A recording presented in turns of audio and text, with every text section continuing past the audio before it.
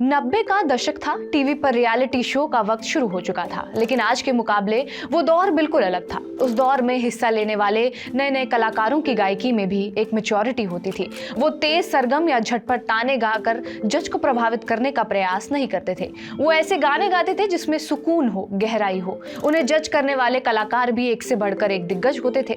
ऐसे ही कार्यक्रम के फाइनल में छोटी सी बच्ची पहुंची। जो गाना गाया वो अपने आप में कमाल का गाना था, साथ ही मुश्किल भी। फिल्म लेकिन का गाना सुनियो जी। 1991 में रिलीज इस फिल्म में म्यूजिक हृदय नाथ मंगेशकर का था और आवाज मिली थी लता जी की। शास्त्रीय राग की जमीन पर तैयार किए गए इस गाने को गाना आसान नहीं था। कार्यक्रम के होस्ट सोनू निगम हुआ करते थे। वो खुद दिग्गज गायक थे, उस रोज जज थे। संगीतकार कल्याण जी आनंद जी, यानी सेट पर जो भी था वो पका हुआ कलाकार था। कार्यक्रम खत्म हुआ।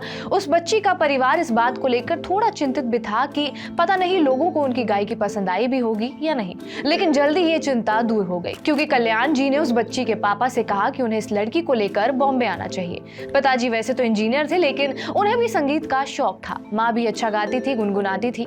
माँ बाप उसे लेकर बॉम्बे आ गए और एक रोज उस बड़ी हो चुकी बच्ची ने संजय लीला भंसाली की फिल्म में गाना गाया। फिल्म थी देवदास। इस फिल्म के गाने बम्पर हिट हुए और इसकी बिकी हर एक कैसेट पर उस बच्ची का नाम लिखा था, जिसका नाम था श्रेया घोषाल। नमस्कार, मेरा नाम है रिया शर्मा और आप देख रहे हैं TV9 डिजिटल। आज श्रेया घोषाल का जन्मदिन है। श्रेया ने यूं तो बचपन से ही गाना सीखना शुरू कर दिया था, लेकिन उन्होंने शास्त्रीय संगीत की तालीम ली महेश चंद्र शर्मा और मुक्ता भिड़े से। श्रेया जब मुंबई पहुंची तब उन्हें रास्ता दिखाने के लिए कल्याण जी थे ही, यानी शास्त्रीय संगीत और फिल्म संगीत के संबंध, गायकी की बारीकियां उन्होंने श्रेया को बताई।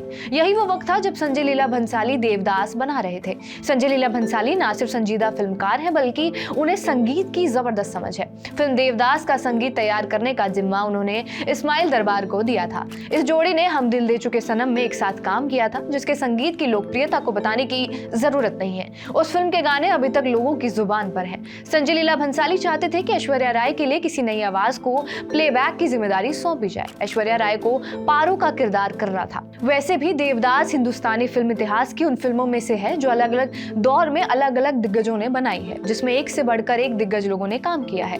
संजय लीला भंसाली की देवदास में भी शाहरुख खान, माधुरी दीक्षित जैसे बड़े नाम थे। खैर, ऐश्वर्या राय की आवाज के लिए संजय लीला भंसाली की नजर एक ऐसी गायिका पर थी जो बिल्कुल नई थी। संजय लीला भंसाली ने उस गायिका के उपलब्ध मराठी गानों को भी सुना। आखिरकार देवदास में पारो की आवाज बनी श्रेया घोषाल। बैरी पिया, सिलसिला, ये चाहत का, मोरे पिया और डोला रे डोला, ये गाने श्रेया की पहचान दिलाने के लिए मील का पत्थर बन गए।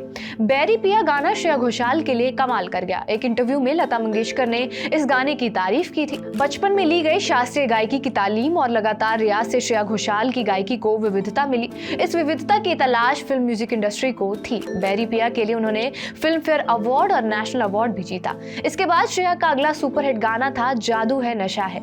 श्रेया फिल्म पहली में गाती हैं धीरे जलना, वहीं श्रेया गाती हैं ये इश्क हाय बैठे बिठाए, और उन्हीं की आवाज में फिल्म मुन्ना भाई का गाना आता है पल पल हर पल।